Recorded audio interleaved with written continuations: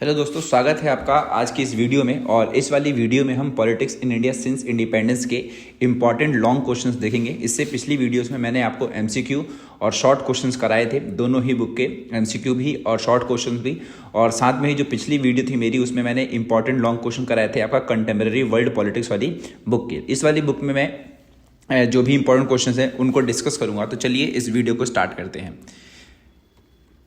पहला क्वेश्चन है आपका कि what was the approach of the government of India towards the princely states immediately after the partition of India in 1947। तो आप सभी को पता है एक बात कि भारत जब आज़ाद हुआ था, भारत जब बंटवारा हुआ, तो उसके बाद बहुत सारी जो रियासतें थी, प्रिंसली स्टेट्स थी, उनको लेकर के भारत के सामने बहुत बड़ी चुनौती थी कि उनको भारत में कैसे जोड़ा जाए। तो उसको लेकर के भारत की जो भी दृष्टिकोण था, एक तरीके से जो भी अप्रोच थी, वो इस क्वेश्चन में पूछा गया। तो इनकी जो अप्रोच थी, यानी कि भारतीय सरकार की जो अप्रोच थी, वो यही थी कि जो भी प्रिंसली स्टेट्स थे वो भारत के साथ जुड़ना चाहते थे, उनको जोड़ा गया साथ में। इसके साथ में ही उनको बहुत सारी स्वायत्ता दिया गया, उनको बहुत सारे राइट्स दिए गए कि भाई आप पहले तो आज़ाद थे, लेकिन अगर आप भारत के साथ आते हैं तो आपको कुछ स्पेशल चीज़ें भी मिलेंगी, आप आज़ाद रहेंगे, बस हमें जो है आप एक गवर्नमेंट के अंडर में रहेंगे। और वो गवर्नमेंट कौन सी होगी भाई? भारत सरकार गवर्नमेंट होगी, ठीक है। और साथ में ही पार्टीशन के बाद क्या हुआ था कि भारत जो था आपका वो बट गया था, है ना। और इस बटने की वजह से क्या हुआ था कि भारत में बहुत सारी रियासतें ऐसी थी जो भारत के साथ मिलना नहीं चाहती थी।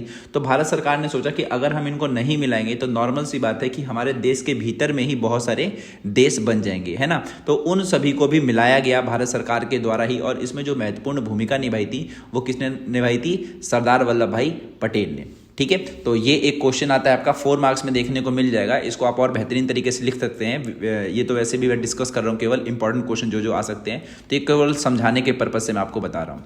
चलिए अगले क्वेश्चन पे चलते हैं।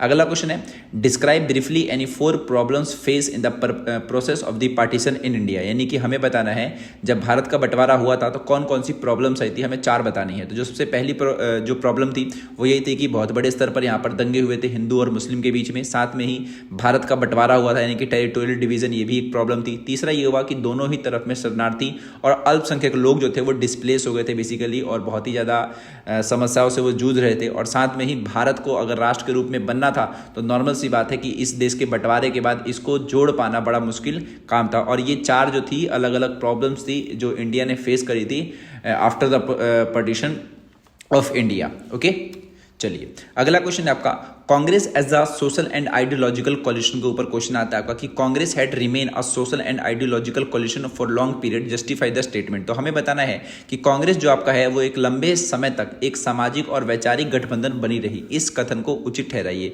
तो देखिए शुरुआत की जो कांग्रेस थी जब 1885 के आसपास में जो बनी थी दिसंबर 1885 में, तो उसके बाद से लेकर के आज तक भी अगर कांग्रेस को हम देखें तो वो एक अलग ही पार्टी के रूप में दिखाई देती है। तो अगर स्टार्टिंग की अगर हम बात करें तो स्टार्टिंग में जो ये पार्टी थी इसके अंदर जो इंग्लिश स्पीकिंग पीपल थे या फिर जो अपर कास्ट वाले पीपल थे, फिर जो एलाइड ग्रुप था, जो अमीरों का ग्रुप था, वो स्टार्टिंग में कांग्रेस को चलाते थे। लेकिन बाद में धीरे धीरे क्या हुआ, जब इसमें महात्मा गांधी जुड़े, बहुत सारे नेता वगैरह जुड़े, तो इन लोगों ने क्या किया, लोगों से एक तरीके से जुड़ना स्टार्ट कर दिया। धीरे धीरे इसमें बहुत सारे अलग अलग डाइवर्स रिप्रेजेंटेशन देखने को मिला, जिसमें villagers, workers, owners, peasants, industrialist सभी इनके साथ जुड़ने लगे। और इसलिए इसको एक रेनबो कॉलिशन भी कहा जाता है, क्योंकि कांग्रेस एक ऐसी पार्टी थी आज के टाइम पर भी और उस टाइम भी जिसमें हर एक क्लास, हर एक कास्ट, हर एक रिलीजन और हर एक लैंग्वेज के लोग जो हैं इसके अंदर देखने को मिलते हैं। और ये भारत की एकमात्र एक ऐसी पार्टी है जो पूरी की पूरी सेंट्रलिक जो आपकी है वो सेकुलर जिसको हम कहते हैं, वो आपका एक ये क्या है, पार्टी है, ठीक है। और इन्हीं कारणों की वजह से क्या हुआ था कि जो कांग्रेस पार्टी है ना, शुरुआत के चुनाव में और आज के चुनाव में भी जीतती आ रही है। चलिए अगला क्वेश्चन है differentiate between the capitalist and the socialist model of the development. तो देखिए कैपिटलिस्ट मॉडल और सोशलिस्ट मॉडल जो था आज के टाइम पर 2 देश हैं, अगर हम उन दोनों कंपैरिजन करें तो उन्हीं से बना है। एक तो देश था आपका यूएसए जो कि कैपिटलिस्ट मॉडल के जरिए चलाया जा रहा था, और एक देश था आपका यूएसएसआर, बाद में वो क्या बन गया भाई, रशिया बन गया, और वहां से निकला था सोशलिस्ट मॉडल। तो ये 2 अलग अलग मॉडल्स हैं इकोनॉमी को चलाने के लिए। तो जो कैपिटलिस्ट मॉडल होता है इसमें जो सबसे मेन पावर जो होती है वो प्राइवेट कंपनीज के पास होती है, है, फिर प्राइवेट ओनरशिप सबसे मेन होती है, और वही सोशलिस्ट की अगर हम बात करें तो यहाँ पर जो गवर्नमेंट होती है उसके पास सबसे ज़्यादा पावर होती है। ठीक है, कैपिटलिस्ट में क्या होता है, मार्केट जो होता है फ्री होता है, यानी कि अगर आप अपनी दुकान खोलना चाहें किसी भी प्रकार की तो आप खोल सकते हैं। लेकिन अगर हम सोशलिस्ट मॉडल की बात करें तो वहाँ पर जितना भी कंट्रोल होता है, जो भी प्रोडक्शन का, डिस्ट्रीब्यूशन का, कुछ भी बेचना है, खरीदना है, बेचना है, नॉट खरीदना है, बेचना है, उस पर किसका अधिकार होगा भाई, जो वहाँ की सरकार होगी उसका होगा। ठीक है, कैपिटलिस्ट मॉडल में क्या होता है कि अमीर और गरीब जो होता है उनका गैप जो होता है बहुत ज़्यादा देखने को मिलता है। लेकिन वही जो सोशलिस्ट मॉडल होता है वहाँ पर इस बात का पूरा ध्यान रखा जाता है कि भाई जो भी वेल्थ है कंट्री की उसका इक्वली डिस्ट्रीब्यूशन हो लोगों के भीतर, ताकि अमीरी और गरीबी के जो बीच का जो अंतर है वो ज़्यादा देखने को ना मिले। एक चीज़ और होती है कि जो आपका कैपिटलिस्ट मॉडल होता है वो ये करता है कि वो ज़्यादा जो ध्यान देता है वो पैसे पर ध्यान देता है। लेकिन वही अगर हम सोशलिस्ट मॉडल की बात करें तो ये जो ध्यान देता है ज़्यादातर वो लोगों पर ध्यान देता है। एग्जाम्पल के लिए मैं आपको बताता हूँ, जैसे कि मान लीजिए आप सभी को पता है कि कोविड-19 की वैक्सीन लगी थी। जब कोविड-19 की वैक्सीन लगी थी तो अगर मान लीजिए कोई देश कैपिटलिस्ट मॉडल वाला है तो वो उस देश में क्या होगा कि आपको कोविड-19 के पैसे पे करने पड़ेंगे, है ना, यानी कि वहाँ पर उस दवाई को अगर आपको लगवाना है तो बेसिकली आपको उसका पे करना पड़ेगा। तो ये एक कैपिटलिस्ट मॉडल होता है। लेकिन वही अगर कोई देश है जो सोशलिस्ट है और वहाँ पर कोविड-19 की वैक्सीन लग रही है तो वहाँ पर सरकार पूरा का पूरा वहाँ पर खर्चा उठाएगी। अगर आप कोई प्राइवेट कंपनी देखते हैं तो वो कैपिटलिस्ट मॉडल का उदाहरण है। वही अगर आप कोई गवर्नमेंट कंपनी देखते हैं तो वो आपका एक सोशलिस्ट मॉडल का उदाहरण है। फिलहाल भारत जो आपका है वो एक मिक्स इकोनॉमी वाला देश है जिसमें कैपिटलिज्म और सोशलिज्म दोनों को मिला करके चलाया जाता है। यानी कि आपके भारत में प्राइवेट स्कूल भी हैं, गवर्नमेंट स्कूल भी हैं, उसी तरीके से जितनी भी इंडस्ट्री वगैरह होती है गवर्नमेंट भी होती है और प्राइवेट भी होती है। ओके, तो यही इनके बीच में मेजर डिफरेंस है जो कि एग्जाम में आता है, इसलिए मैं चाहूँगा आप इसको एकदम ध्यान से समझें। चलिए अगला क्वेश्चन आपका, differentiate between the first and second 5 year plan. तो देखिए प्रथम पंचवर्षीय योजना और द्वितीय पंचवर्षीय योजना के भीतर में बहुत ज़्यादा क्वेश्चन आता है कि इनके बीच में क्या करना पड़ता है, आपको अंतर बताना पड़ता है, डिफरेंशिएट करना पड़ता है। तो देखिए जो प्रथम पंचवर्षीय योजना थी आपकी वो 1951 से 56 तक चली थी, यानी कि 5 सालों के लिए, और जो द्वितीय चली थी आपका वो 56 से 61 तक चली थी। और एक और बात, जो 5 ईयर प्लान जो आपका है वो सोवियत संघ देश से ये लिया गया था, और जो भारत ने प्रथम 5 ईयर प्लान चलाने की फर्स्ट 5 ईयर प्लान चलाया उसमें हमने जो 5 साल जो अपना पूरा का पूरा फोकस था वो एग्रीकल्चर पर दिया, और वही सेकंड वाले में हमने अपनी जो भी इंडस्ट्रीज वगैरह थी जिसमें कंपनी वगैरह स्थापित कर जाती है और उद्योग वगैरह स्थापित किया, जैसे मान लीजिए फैक्ट्री अगर आपने देखी होगी, जो भी चीज़ें बनती हैं उन सब चीज़ों पर ध्यान दिया गया। ठीक है, जो फर्स्ट 5 ईयर प्लान था वो हेरोल्ड और डॉमर, ये 2 इकोनॉमिस्ट थे, उनके मॉडल पर आधारित था। और जो सेकंड 5 ईयर प्लान था भारत के अर्थशास्त्री थे पीसी महालनोबिस, उनके मॉडल के हिसाब से ही सेकंड 5 ईयर प्लान चलाया गया था। और फर्स्ट 5 ईयर प्लान में हमने जो ज़्यादा ध्यान दिया था वो हमारी खेतों पर ध्यान दिया था, मानसून नहीं था तो हमने डैम्स वगैरह बनाए थे, फूड प्रोडक्शन पर बहुत ज़्यादा ध्यान दिया। और वही सेकंड की अगर हम बात करें तो इसमें हमने जो सबसे ज़्यादा ध्यान दिया वो हमने जो भी रॉ मटेरियल्स हैं उन रॉ मटेरियल से फाइन गुड्स में तब्दील करने को काम करा, और हमने बहुत सारी कंपनी लगाई, फैक्ट्रीज लगाई ताकि लोगों को रोजगार वगैरह भी मिल सके। तो इस तरीके से ये जो दोनों के दोनों 5 ईयर प्लान थे वो आपस में मिलते जुलते थे, मिलते जुलते तो नहीं, मतलब काफ़ी ज़्यादा अलग अलग है, लेकिन आप ये समझिए कि जो भी आपको प्रोडक्शन यहाँ पर हुआ किसमें फर्स्ट 5 ईयर प्लान में, उसी से आपने सेकंड 5 ईयर प्लान में काम किया। ओके, जैसे कि मान लीजिए फर्स्ट 5 ईयर प्लान में आपने गन्ना उगाया। ओके, अब गन्ना अगर आप बड़ी मात्रा में है तो आगे चल के हमने क्या किया, उसी गन्ने की इंडस्ट्री लगाई और उसी गन्ने से हमने चीनी बनाई, है ना। तो ये जो आपका हो जाएगा ये द्वितीय वाले से मिलता जुलता हो सकता है।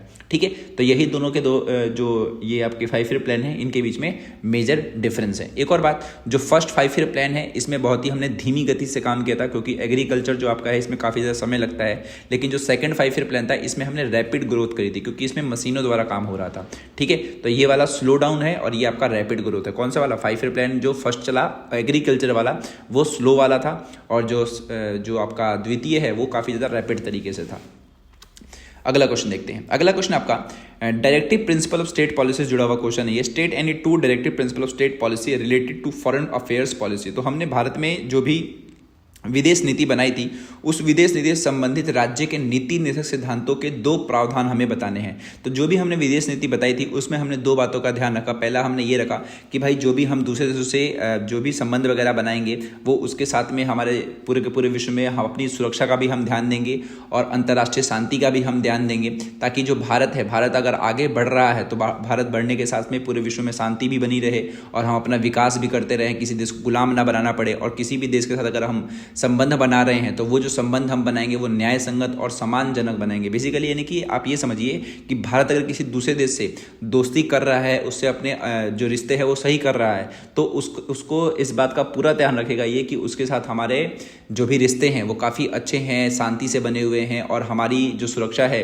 वो खतरे में नहीं है, हम किसी को गुलाम नहीं बना रहे हैं। तो ये सब बातों का बहुत ज़्यादा ध्यान रखा गया था और ये 2 directive principle of state policy आपके ऐड हुई थी किसमें, फॉरेन अफेयर्स पॉलिसीज में। ओके, चलिए अगला क्वेश्चन है आपका, explain the role play in India in maintaining the Afro Asian unity, यानी कि भारत ने अफ्रीकाई एशियाई एकता बनाए रखने में क्या भूमिका निभाई। तो अफ्रीका और एशिया, तो अफ्रीका के देश और अगर आप एशिया के देश देखते हैं तो ये 9 स्वतंत्र देश हैं, है ना, और ये ऐसे देश थे जिनको बहुत लंबे समय तक गुलाम बनाया गया, किसके द्वारा भाई, ब्रिटिशर्स के द्वारा। तो इन देशों को मिलाने में जो सबसे महत्वपूर्ण भूमिका थी उसमें नेहरू की भी भूमिका है। नेहरू ने क्या किया था, जो भी एशिया हो गया, अफ्रीका की कंट्रीज हो गई, इनसे अपने संबंध को काफ़ी ज़्यादा बढ़िया किया, इन सबको एक साथ लेकर के आए कि भाई हम सबको मिलना पड़ेगा और अपनी पोटेंशियल को जानना पड़ेगा। भाई हम उनके साथ नहीं जाएंगे, किसके साथ, यूएसए के साथ, रशिया के साथ नहीं जाएंगे, हम अपना एक अलग गठबंधन बनाएंगे और देशों के बीच में एक दूसरे का समर्थन करेंगे ताकि कल को हमारे ऊपर हमला अगर होता है तो हम सभी मिल करके एक तरीके से उसका सामना कर सकें। और इसी के तहत क्या हुआ था, बहुत सारे सम्मेलन वगैरह भी किए गए थे, जैसे कि इसमें 1947 में एशिया रिलेशन कॉन्फ्रेंस करी गई थी, ठीक है। और साथ में जो इंडोनेशिया जो देश था, इसके इंडिपेंडेंस के लिए भारत ने बहुत बड़े स्तर पर यहाँ पर भूमिका निभाई कि भाई जो इंडोनेशिया है गलत तरीके से गुलाम बनाया गया है तो इसमें साथ देना, ठीक है। और बाद में 1955 में जाकर के क्या हुआ था, बांडुंग सम्मेलन हुआ था। बांडुंग सम्मेलन जो आपका है वो इंडोनेशिया में ही हुआ था और यहाँ पर होने के बाद क्या हुआ कि जो भी अफ्रीका और एशिया के जो देश है वो सभी एक छतरी के बेसिकली नीचे आ गए और वहीं से स्टार्ट हुआ भाई कि जो भी न्यूली डीकोलोनाइज कंट्रीज हैं बेसिकली उन्होंने अपना एक गुट बनाया और उस गुट का नाम क्या था, नॉन अलाइंग मूवमेंट, यानी कि उनका खुद का अपना एक क्या बनेगा भाई, गठबंधन बनेगा, एक तरीके से ऑर्गेनाइजेशन बनेगा। और इस तरीके से समझिए कि भारत ने अफ्रीका और एशियाई देशों को एक साथ लेकर के आया।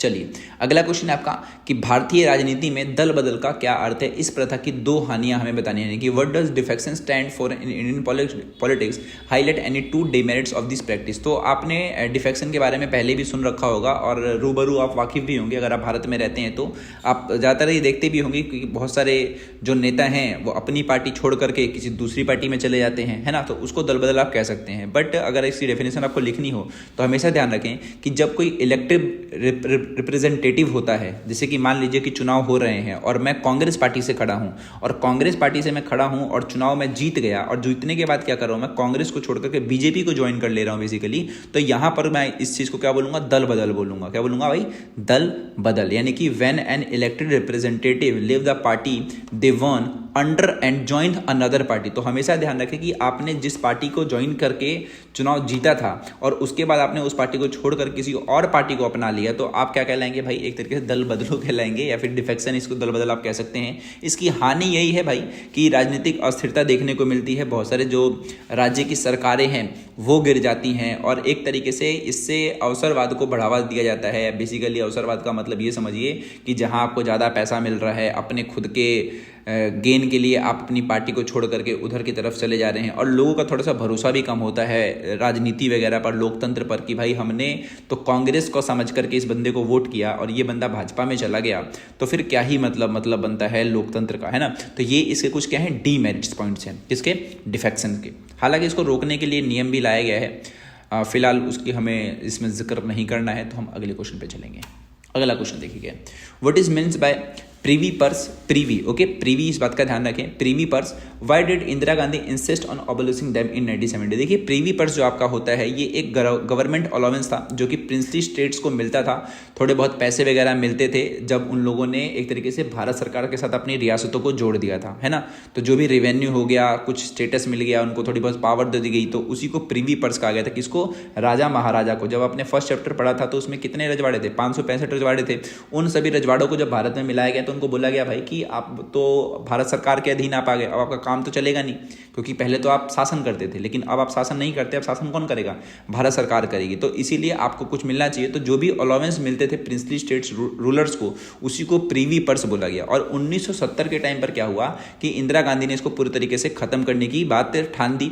और ठाना बस इसलिए क्योंकि भाई नॉर्मल सी बात है कि हमारा जो संविधान है वो समानता को बढ़ावा देता है, और अगर आप अपने ही राज्य में कुछ लोगों को ज़्यादा स्पेशल स्टेटस दे रहे हैं तो इससे क्या हो रहा है कि समानता के खिलाफ चीज़ जा रही है।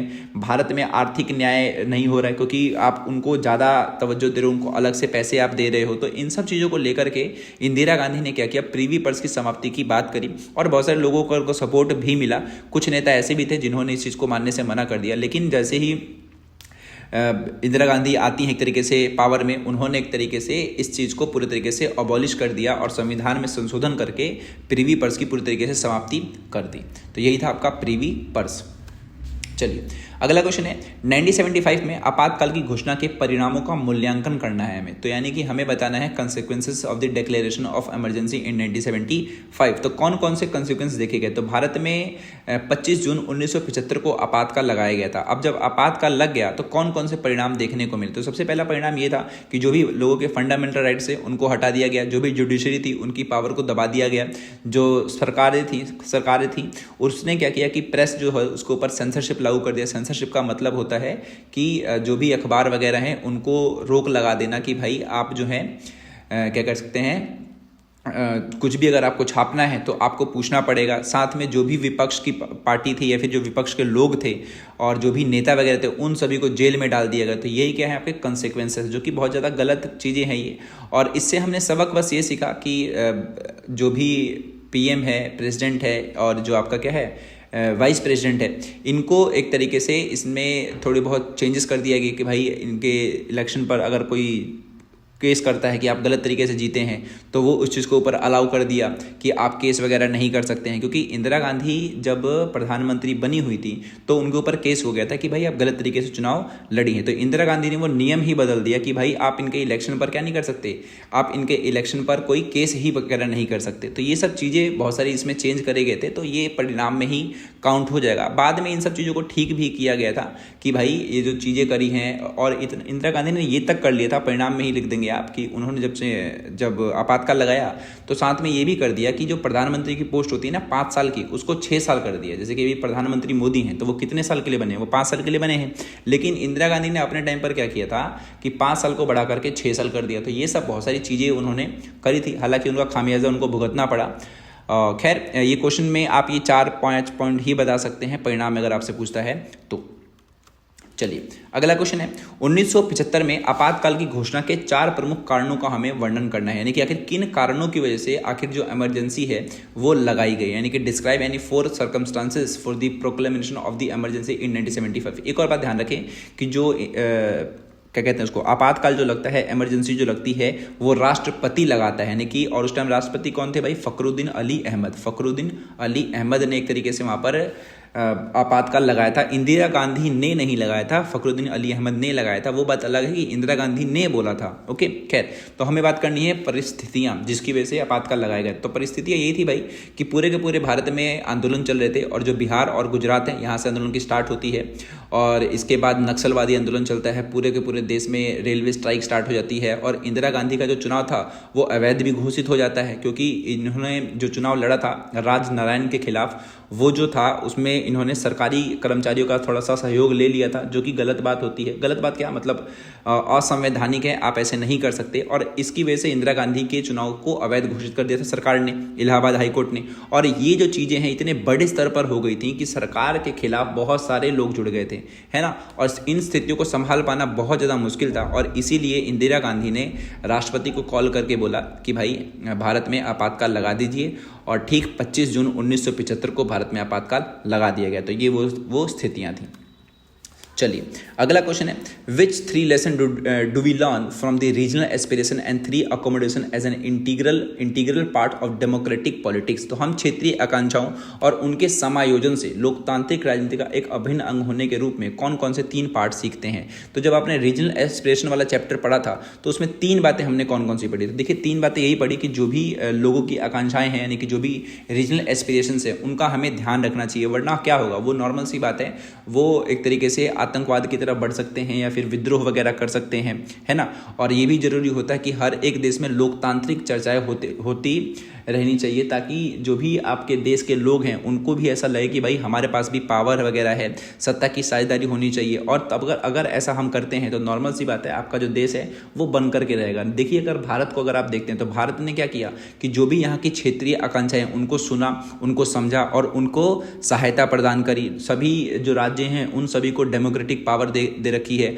उन सभी को इकोनॉमिक डेवलपमेंट के लिए पावर दे रखी है। इकोनॉमिक डेवलपमेंट करने का मतलब ये समझिए कि जो सेंट्रल गवर्नमेंट है वो हर एक राज्य का विकास करती है, ठीक है। हर एक स्टेट में जो सरकारें होती हैं वो कहाँ के लोग चुनते हैं, वो वहीं के लोग चुनते हैं। और इन सब चीज़ों से ही हमें समझ आता है कि भाई जो रीजनल एस्पिरेशंस है, अगर हम उनका ध्यान नहीं रखेंगे तो वो कल को हमसे अलग हो सकते हैं, फिर विद्रोह वगैरह हो सकते हैं। ये 3 बातें आप इसमें बता सकते हैं कि क्षेत्रीय आकांक्षाओं के वाले पार्ट से हम ये 3 चीज़ें सीखते हैं कि हमें लोगों की आकांक्षाओं का ध्यान रखना चाहिए, उनके साथ लोकतांत्रिक गतिविधियों में हिस्सा लेना चाहिए और साथ में ही पावर शेयर के ऊपर बहुत ज़्यादा ध्यान देना चाहिए। यानी कि सारी की सारी पावर अपने पास नहीं रखनी चाहिए, उनको भी पावर देनी चाहिए। ओके, चलिए अगला क्वेश्चन है आपका कि गोवा की मुक्ति और भारतीय संघ का राज्य बनने की प्रक्रिया का वर्णन कीजिए। तो देखिए, गोवा की मुक्ति क्या है। तो गोवा जो आपका था वो पुर्तगालियों के अंडर में था और पुर्तगालियों ने स्टार्टिंग में मना कर दिया। देखिए, पूरा का पूरा जो आपका भारत था वो 1947 में आज़ाद हुआ, लेकिन गोवा, दमन एंड दीव जो इलाके आप देखते हैं ये इसके ऊपर पुर्तगालियों का राज है। यानी कि भारत को छोड़ करके अंग्रेज तो जा रहे थे लेकिन पुर्तगाली नहीं जा रहे थे।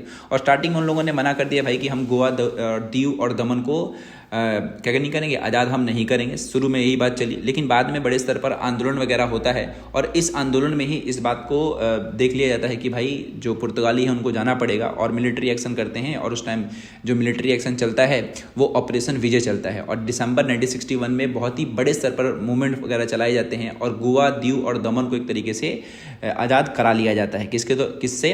पुर्तगालियों से। और बाद में वहाँ पर जनमत संग्रह कराया जाता है और गोवा के लोगों से पूछा जाता है भाई कि आपको महाराष्ट्र में मिलना है या एक अलग राज्य बनना है। तो गोवा के लोगों ने बोला कि भाई हमें अपना एक अलग राज्य बनाना है। तो एक तरीके से उन्होंने अपना एक अलग राज्य बनाने की मांग रखी, लेकिन शुरुआत में वो यूनियन टेरिटरी के रूप में ही रहे। 1987 में फाइनली जो गोवा था आपका वो एक अलग से स्टेट बन गया। उससे पहले वो क्या था, वो यूनियन टेरिटरी था। ओके, चलिए अगला क्वेश्चन क्या है। अगला है आपका 1989 से 1992 के बीच में देश में देखे गए 4 प्रमुख घटनाओं का संक्षेप में वर्णन करना है। यानी कि 1989 से 1992 में भारत में एक तरीके से जो भी डेवलपमेंट हुई बेसिकली उसके बारे में हमें बताना है। तो देखिए, सबसे पहला जो था कि ये एक ऐसा टाइम था 89 के बाद से कि जो कांग्रेस का डोमिनेंस है वो खत्म होता चला गया। 89 के बाद कांग्रेस जो थी वो केवल 197 सीटें जीती और वही सोचिए कि 84 में इसने 415 सीटें जीती थी। तो पहला चीज़ हमने क्या देखा भाई कि कांग्रेस का डोमिनेंस जो था वो खत्म हो गया। दूसरा ये देखा कि भाई जो अदर बैकवर्ड क्लास है उनको रिजर्वेशन वगैरह मिला, मंडल कमीशन का मुद्दा देखने को मिला। तीसरा ये हुआ कि भारत सरकार में 91 में जब कांग्रेस की सरकार बनी, नरसिम्हा राव ने नई आर्थिक नीतियां लागू करी और उदारीकरण, निजीकरण, वैश्वीकरण की लिबरलाइजेशन, प्राइवेटाइजेशन और ग्लोबलाइजेशन जैसी नीतियां अपनाई। तो ये एक बहुत बड़ा अचीवमेंट था भारत सरकार के सामने, ठीक है। चौथा ये हुआ कि 91 के टाइम में अभी क्या होता है, राजीव गांधी की हत्या कर दी जाती है। तो ये भी इसमें आप लिख सकते हैं। और पांचवा जो अयोध्या डिस्प्यूट आप देखते हैं, अयोध्या बाबरी मस्जिद वाला जो आप ये मुद्दा जानते हैं, तो इसको लेकर के भी इसी वाले टाइम फ्रेम में आपको बताना पड़ेगा। तो 89 से 92 के बीच में जो प्रमुख घटनाएं हैं वो यहाँ पर मैंने 5 बताई। तो कोई भी आप 4 के बारे में आप डिफाइन आप कर सकते हैं। यही क्वेश्चन से इसके लॉन्ग वाले, और आशा करता हूँ आपको समझ में आ गए होंगे। और अगर नहीं आए हैं तो भाई आप 2 बार देख सकते हैं इस वीडियो को, और साथ में ही जो पिछली वीडियोज़ हैं वो भी आप देख लें, लॉन्ग वाले फर्स्ट बुक की, और जो शॉर्ट क्वेश्चन है उसकी भी दोनों बुक की करा रखे हैं, और MCQ भी दोनों बुक की करा रखे हैं। और एक और बात, अगर आप ये 6 की 6 वीडियो देख लेते हैं तो नॉर्मल सी बात है, आप पेपर काफ़ी ज़्यादा बेहतरीन करके आएंगे। मेरी इस बात की गारंटी है। खैर, मैं मिलता हूँ आपसे नेक्स्ट वीडियो में। जो भी वीडियो भी आएंगी, क्या पता मैं चैप्टर्स के ऊपर भी कुछ क्वेश्चन डाल दूँ, है ना। तो आप वो देख लेना, चैनल से जुड़ जाना। और वीडियो में आप यहाँ तक मेरी बात सुन रहे हैं तो आप मुझे कमेंट में कुछ भी लिख सकते हैं। ओके, तो चलिए, bye bye, see you, tata, see you soon.